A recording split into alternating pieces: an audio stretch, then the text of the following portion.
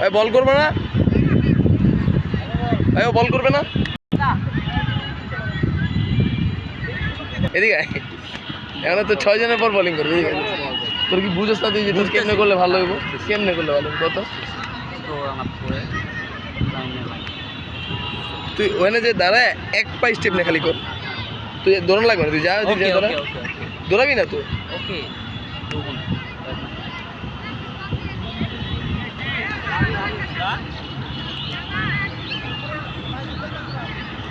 বল পাইবেন থাপ করে